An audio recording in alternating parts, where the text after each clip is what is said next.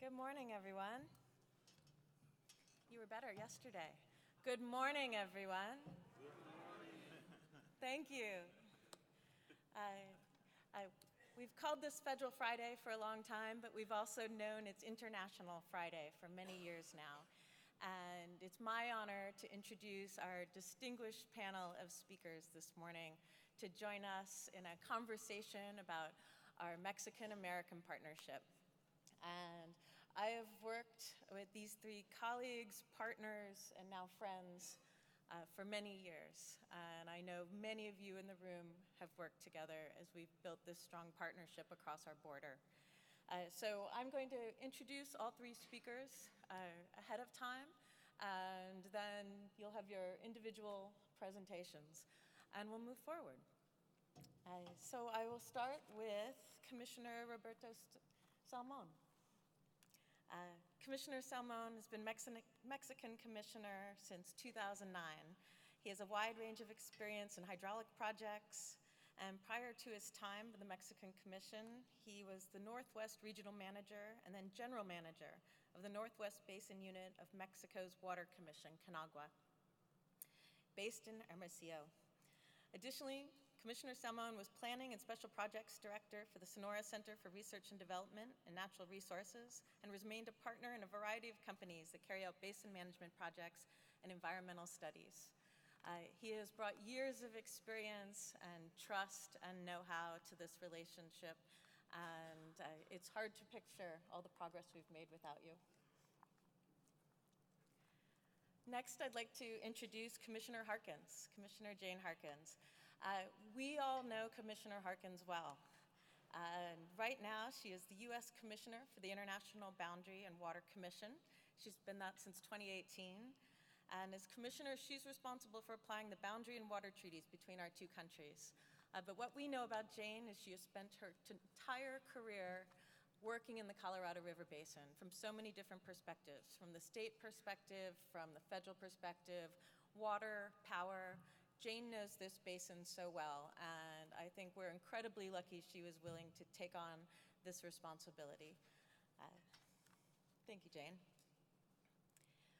Moving on, Dr. Victor Alcocer. Dr. Alcocer was appointed Deputy Director of the Technical Division of CONAGUA in 2015 and is responsible for the operation and evaluation of Mexico's dams, management of aquifers and rivers in terms of water quantity and quality, leader of the National Hydrologic Information System, which puts direct input into the National Meteorological Service forecast, and the authorization of construction permits for major hydrologic infrastructure. For about 20 years, he has been professor at the National Autonomous University of Mexico, or UNAM.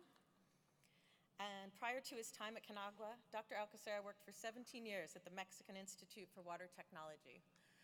So you can see we are well represented on both sides by professionals who understand rivers, understands our basins, understand infrastructure, and how we make water work, both for people and the environment. And I will now leave it to the experts. Thank you.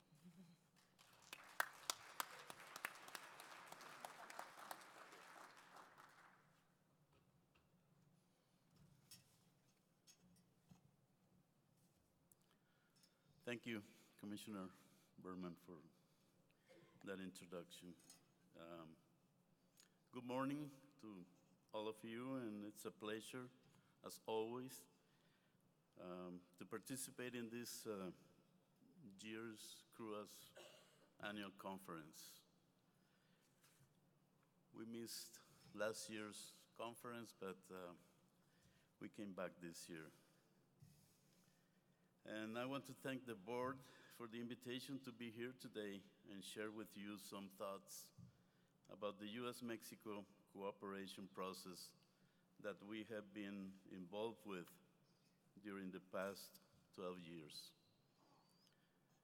During this time, there has been a significant evolution of the cooperation process. We have advanced from a point of having a distant relationship with minimum interactions, followed by a period of skepticism and mistrust, to finally reaching a point where we were able to get together and openly and candidly discuss important issues in the basin and produce 5 binational agreements which contain actions that are expected to increase the resilience and sustainability of this great river basin. These 5 binational agreements are minutes 316 through 319 and minute 323. I have 2 questions that from time to time I ask myself regarding this cooperation process that we have engaged in. These questions are basically, what have we accomplished and what have we learned during this period of time? And some of the answers that I have come up with to these questions are the thoughts that I would like to share with you today in the next few minutes. So, throughout these 12 years, we've had our share of difficulties, but the economic asymmetries between our 2 countries and the language and cultural differences have not been obstacles big enough to prevent us from working together, finding common ground, and succeeding in producing these 5 minutes. And by overcoming our differences, we have proven that with cooperation, we can move forward and benefit both nations. We realized also that whatever move we make, whatever impressive idea we come up with, salinity will always find a way to interfere and upset our plans. So we have learned then to keep the salinity issue always in our minds. So we think first salinity and then we think of the solution. Since 2008, steadily, we have acknowledged that the environment is an important water user that we have to include as a stakeholder in our conversations. And I believe that it is a great accomplishment to have a strong environmental component in each our minutes 316, 319, and 323, and the reference to the environment in minute 317. We have also come to realize that no matter how pressing and important the issues at hand are, we can always put them aside where there is a greater need, such as we did in 2010 with minute 318, by which the United States allowed Mexico to store water in Lake Mead, water that was not to be used by Mexico because of the damage caused by the earthquake on April of that year. We have considered this minute as a humanitarian minute, and we thank you for that. We have come to realize also that the process we have set in place was a success, that the process moved us forward, that the process strengthened our relationship, and that this process can be used again in the future. We have found that we can benefit the basin from investing in water conservation projects in Mexico, such as those that were included in both minutes 319 and 323. We also acknowledge that when we are discussing and negotiating the contents of a minute, there are conditions that cannot be foreseen at that time. Things that will later become challenges and issues. We learned this the hard way, mainly during the implementation of Minute 319. For example, a change in administration, such as we had in Mexico in December 2012, will always bring in new people that may not be familiar with the work that has been done and the things we have agreed upon, and it takes time for these persons to catch up.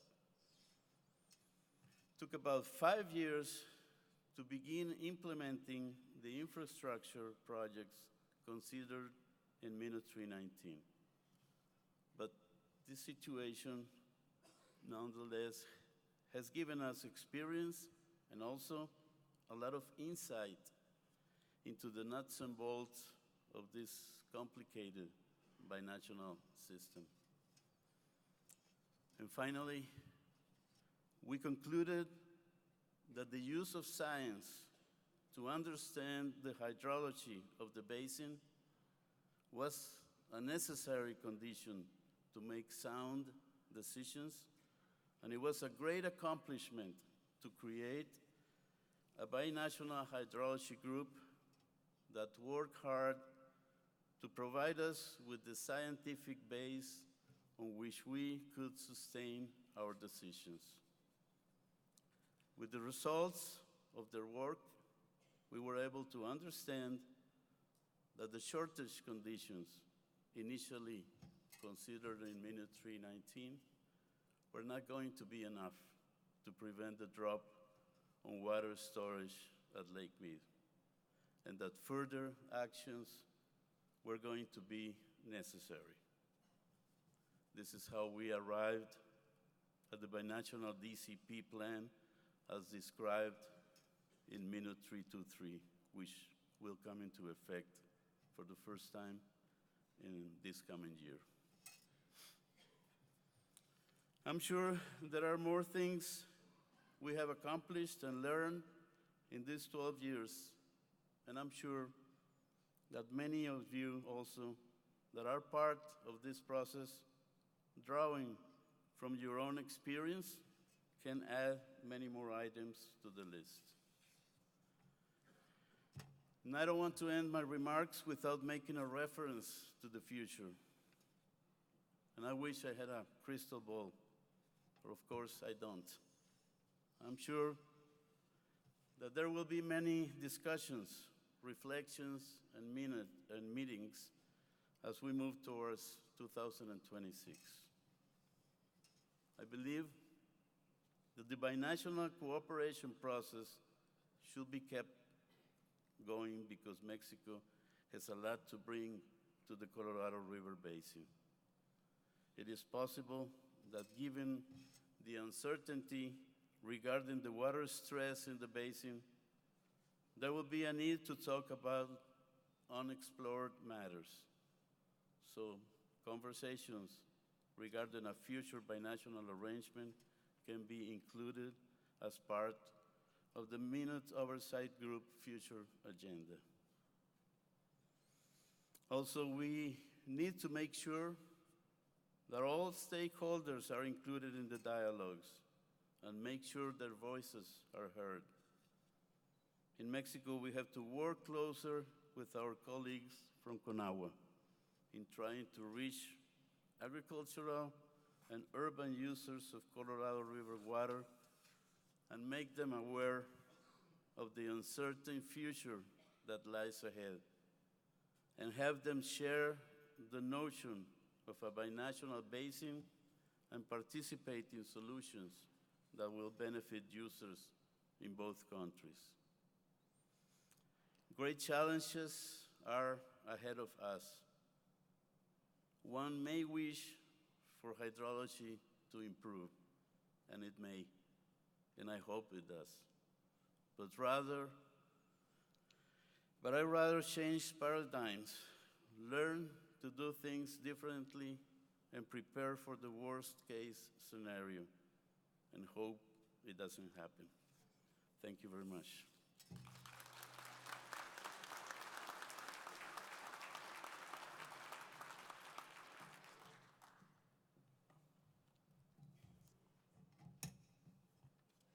Good morning. Happy Friday. Thank you, Commissioner Berman, for the introduction, and I also want to say thank you to Dr. Alcocer and to Commissioner Salmón for coming to Vegas this year. Last year it was very lonely up here on the international portion of Friday all by myself, so I appreciate your being able to work it out and get here to Las Vegas. So I'm going to talk about a little bit of history. 75 years ago, on November 14th, 1944, representatives of the United States and Mexico signed the Treaty on Utilization of Waters of the Colorado and Tijuana Rivers and of the Rio Grande, what we know today as the 1944 Water Treaty. Almost a year later, on November 8th, 1945, the treaty took effect after being ratified by the Senates of the two countries. That treaty set out our two nations on a path of cooperation on the Colorado River. Cooperation that has only grown in importance in recent decades as the basin has faced both drought and increased demand for water. As Mexico's Minister of Foreign Relations, Ezequiel Padilla, said in 1945, this treaty represents one of the most eloquent demonstrations of the policy of reciprocal understanding and loyal friendship which our two nations maintain. President Truman noted that the treaty upholds the policy of dealing with our neighbors on the basis of simple justice, equity, friendly understanding, and practical cooperation. The treaty entrusted the International Boundary and Water Commission to ensure its implementation. Today, Commissioner Salmón and I are proud to carry on that legacy of friendship and cooperation. But getting the treaty ratified in the United States Senate was not a sure thing. Although the treaty enjoyed broad support, it was not unanimous, and ratification required a two-thirds vote of the Senate. As 1945 dawned and the ratification hearings began, many began to worry if they had the votes. And it wasn't the Rio Grande provisions or the modest agreement on the Tijuana River that sparked controversy. It was all about equitable division of waters of the Colorado River. The 6 states committee, consisting of Arizona, Colorado, New Mexico, Texas, Wyoming, and Utah, were strong supporters. In its lengthy report to the Senate, the committee stated it unreservedly endorses the treaty and urges its ratification. The committee found the allocations of Colorado River water to Mexico to be fair and equitable for both countries. And it noted it is vitally important in the interest of a sound, secure, and firm development in both countries that the equitable rights of both countries in the waters of the Colorado River be finally and definitively defined. If you're paying close attention, you probably noted which 2 basin states were not represented in the 6 states committee, California and Nevada. But it was really California that led the charge to oppose treaty ratification, and the national press attacked California with a vengeance. The St. Louis Star-Times advised the Senate must place a higher value on international goodwill than on California's greediness. As the Washington Post reported, California officials have been camped in the nation's capital, doing a bang-up job of trying to defeat the treaty. It is perhaps the first time in history that a state legislature has appropriated money to conduct a campaign against a federal treaty. The New York Post wrote, the minute the treaty came up for hearings this week, the state of California launched such a bitter attack that its sponsors now are genuinely alarmed. Another paper reported to say that the State Department is annoyed with California would not be an overstatement. Mexico was also worried, and labor interests there advised members to refuse to harvest California crops. And in an interesting historical footnote, one journalist noted the lack of Mexican labor would hit particularly hard since the Japanese farm workers were indisposed in the internment camps. This is just history, folks. What were California's objections? In short, California wanted access to more water for itself and less for Mexico, and it wanted to be able to sell water to Mexico rather than have it allotted to our southern neighbor for free. California Senator Sheridan Downey, in a spirited speech, blasted the treaty as harming the rights of Americans. He said the treaty proposes to create in Mexico the first right on the Colorado River to which all American rights must yield in event of conflict, to deny water to American communities in cycles of dry years in order to supply Mexican lands, and to deprive American citizens of vested rights without compensation and without due process. Then as now, California wasn't about to go down without a fight. But the 1944 Water Treaty's significance goes beyond divvying up water between our two countries. World War II was in its 6th year. In 1944, brave U.S. soldiers stormed the beaches of Normandy. A few months later, the Allies had liberated Paris. And shortly thereafter, the world confronted the true horrors of Nazi Germany as American soldiers liberated Auschwitz and other concentration camps. Our ally in this war was our neighbor to the south, an alliance that did not exist during the First World War. The Weekly War Journal strongly endorsed the treaty, noting, "Today, in our greatest hour of trial, Mexico is wholeheartedly on our side in this war. Thousands of our citizens are fighting with our armies overseas." The journal went on to warn that the Senate's decision on ratification may determine our relations with our closest southern neighbor for the next half a century or more.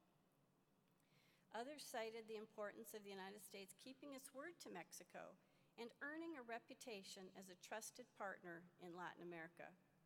The Christian Science Monitor said the treaty's importance extends far beyond this continent or hemisphere to include the whole world. Of course, the Senate did ratify the treaty with a vote of 76 to 10. So 75 years later, how are we currently benefiting from this treaty? As you know, in September 2017, we signed a Colorado River Agreement with Mexico known as Minute 323. A minute is essentially an implementing agreement for the 1944 Water Treaty. Minute 323, which is in effect through 2026, discusses a range of cooperative actions. It has provisions on salinity management, water conservation projects in Mexico with water benefits for both countries, habitat restorations, and shortage sharing, among others. The Commission, with the support of our stakeholders and various binational work groups, has been busy working on implementation this year. Another key aspect of the agreement is the Binational Water Scarcity Contingency Plan, essentially the Mexican part of the Drought Contingency Plan. In July, the Commission signed a report with the implementing details of the binational plan. Under that plan, the amount of water delivered to Mexico is reduced and is accounted for as recoverable water savings. That means deliveries are reduced when Lake Mead is low, but that water can be delivered when Lake Mead levels go back up. The provisions applicable to Mexico are modeled on those of the Lower Basin Drought Contingency Plan. This year, we also coordinated very closely with Mexico to prepare for the release of Reclamation's August 24-month study. As I'm sure most of you know, that's the study that determines whether the following year will be a drought contingency plan year or not. Because of this close coordination, when the August study came out, the Commission put out a joint news release announcing the water savings by the United States and Mexico in 2020 under the Binational Water Scarcity Contingency Plan. So in addition to the 200,000 acre-feet of savings from the United States, Lower Basin, we announced 41,000 acre-feet in savings for Mexico next year. Mexico has been a great partner with the United States as we manage drought in the Colorado River Basin. That partnership exists because our predecessors had the foresight of 75 years ago to write and ratify this water treaty. A treaty, as President Truman said, based on simple justice, equity, friendly understanding, and practical cooperation. That treaty has provided stability and, most importantly, adaptability through the minute process. and continues to serve the interests of both countries to this day. Thank you.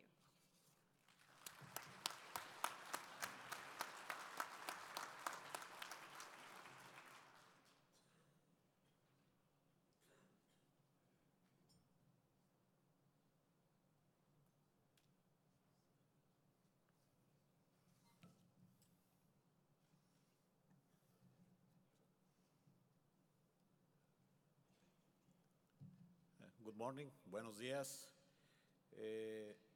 Antes que nada quiero entregarles un cordial saludo de parte de la directora general de la Comisión Nacional del Agua de México, la doctora Blanca Jimenez.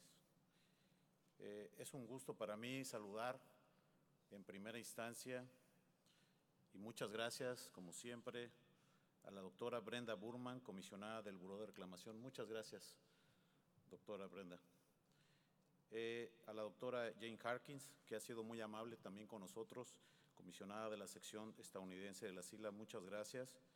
Y también a nuestro siempre aliado en nuestro país, al doctor Roberto Salmón, comisionado mexicano de la Comisión Internacional de Límites de Agua entre México y Estados Unidos. Sí, ya.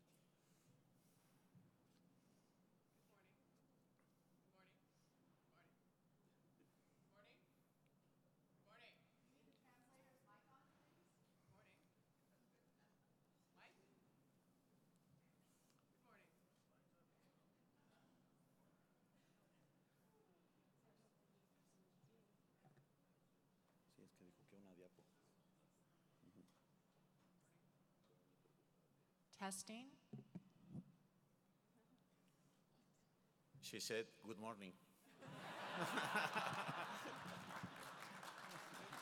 Good morning. All right. Maybe the battery died. Good morning.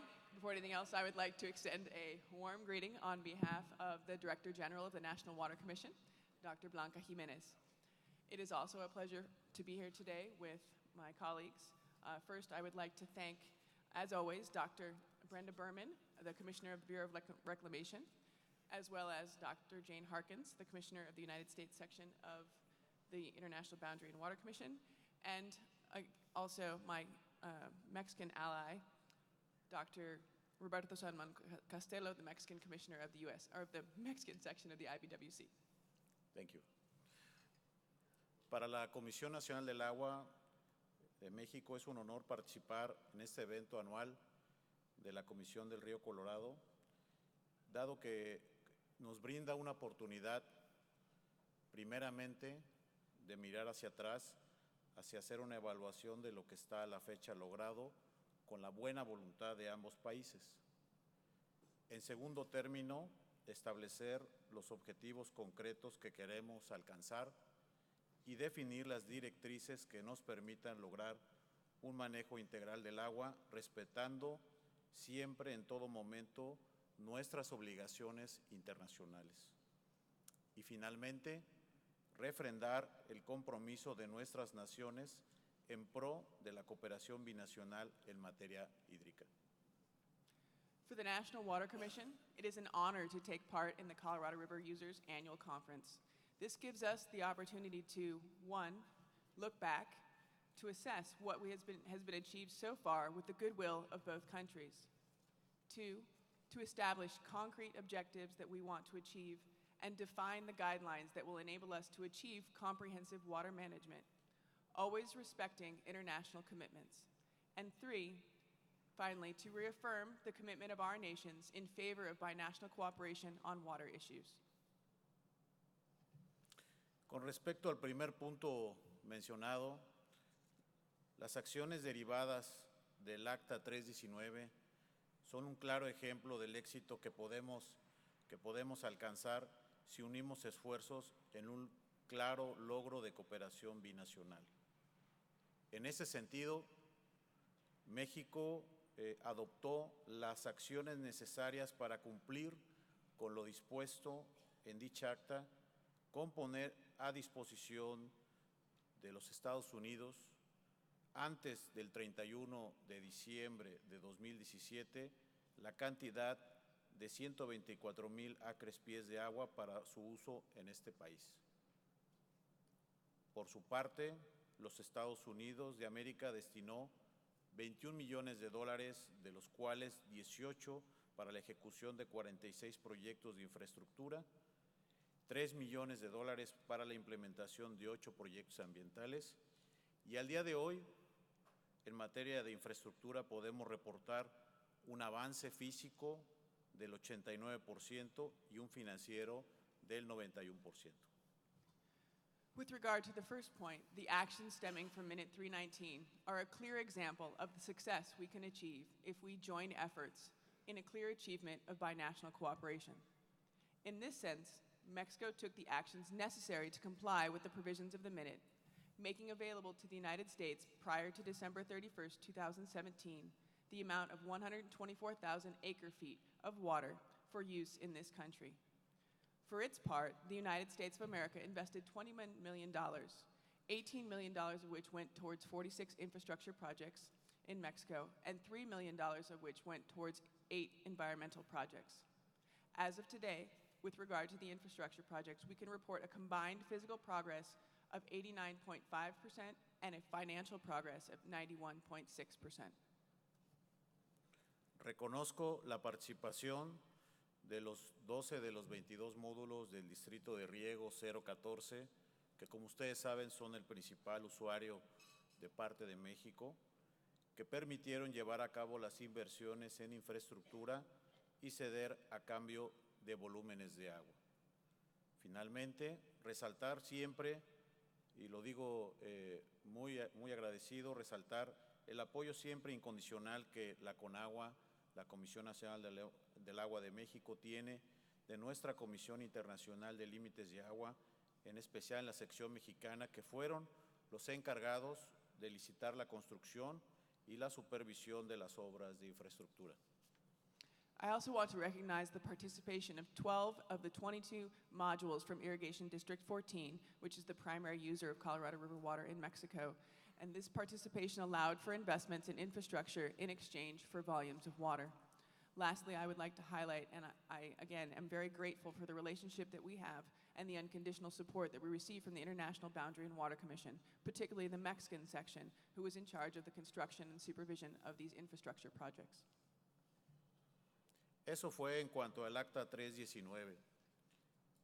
Por otra parte, y como ustedes saben, en el Acta 323, como es de su conocimiento, recientemente entró en vigor el Plan de Contingencia contra la escasez de agua en el río Colorado.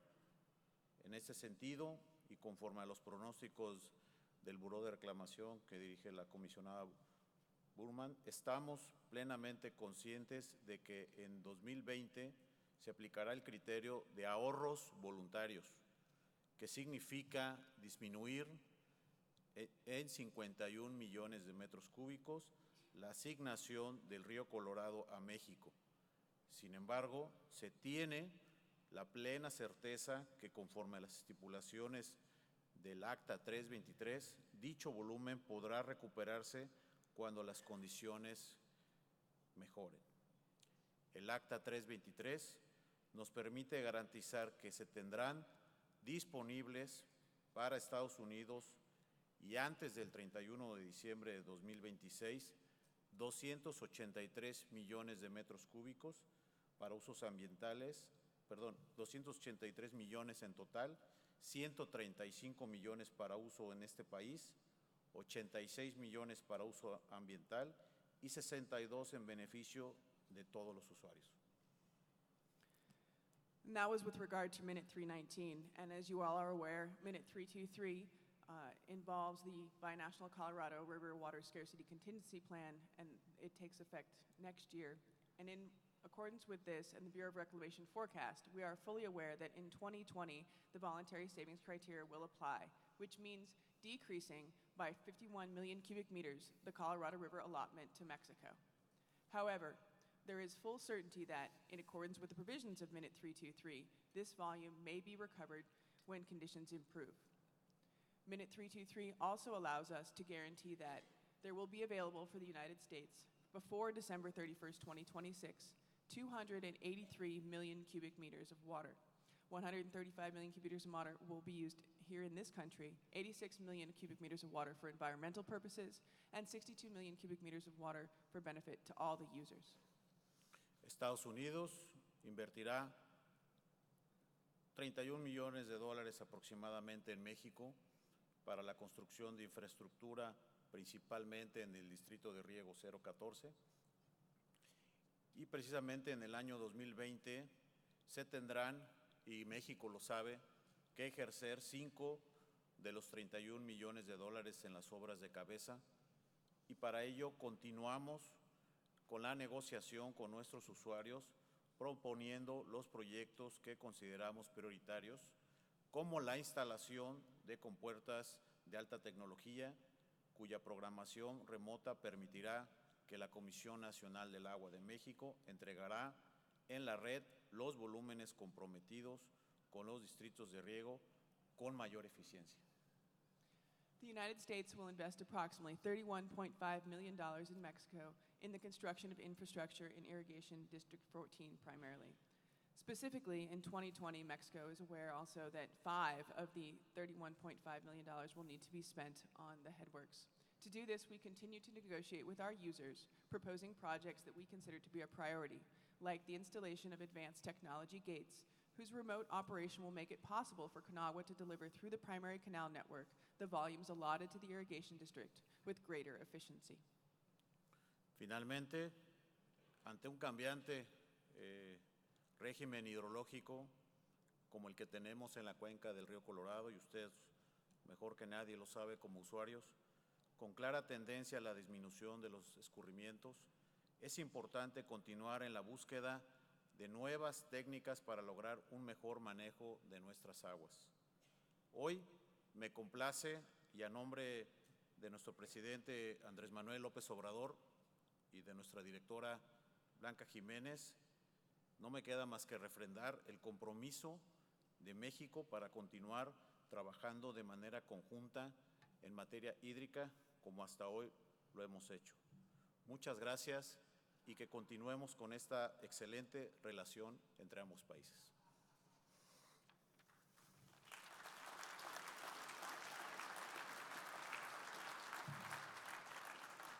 Finally, in light of the changing hydrological regime like we have in the Colorado River Basin, with a clear trend towards decreasing runoff, which you, as users, are well aware of, it is important to continue searching for our new technical alternatives in order to achieve a better management of our waters.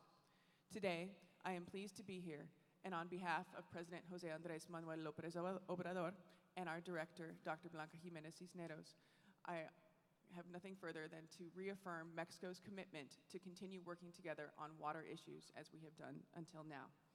And I hope that we can continue our excellent relationship. Thank you very much.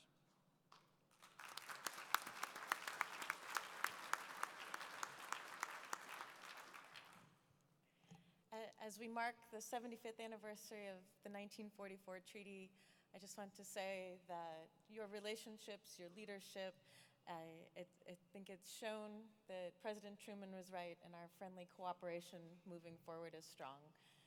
So please, let's thank all of our panelists.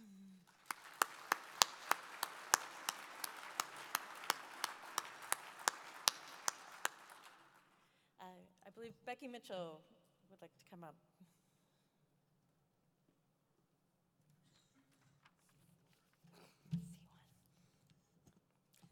As you may be aware, the Colorado River Water Users Association passed its annual slate of resolutions. This year, to honor the vital collaboration and cooperation among the United States and the Republic of Mexico, the Colorado River Water Users Association adopted a resolution to commemorate the 130th anniversary of the International Boundary and Water Commission and the 75th anniversary of the Water Treaty with Mexico. Recognizing each of your agencies' essential role on Colorado River cooperation, we are providing each of you, SELA Commissioner Roberto Salmón, IBWC Commissioner Jayne Harkins, Bureau of Reclamation Commissioner Brenda Berman, and Deputy Director General of CONAGUA, Victor Alcocer, a plaque commemorating the resolution. The resolution makes note of the following. The 1944 treaty has established a framework that provides significant and enduring benefits to the Colorado River water users in the United States and Mexico. As implemented by the IBWC through collaboration by the United States and Mexico, the 1944 treaty stands as an example of international cooperation. The 1944 treaty and the unique relationships among the United States and Mexico federal agencies, states, water users, and non-governmental organizations to implement the 1944 treaty and implementing the minutes is appropriately recognized worldwide as a model for collaboration. The development and the implementation of the minutes through the collaborative IBWC process has provided additional flexibility, resiliency, and certainty for water users in the United States and Mexico, as well as support for the environmental values, even during a period of persistent drought. Continuing that collaborative IBWC process will form the basis for successful implementation of the 1944 treaty going forward. On behalf of all the Colorado River water users, we greatly appreciate your leadership and collaborative efforts in the Colorado River Basin in the United States and Mexico, and I want to thank you on behalf of all of us. Thank you.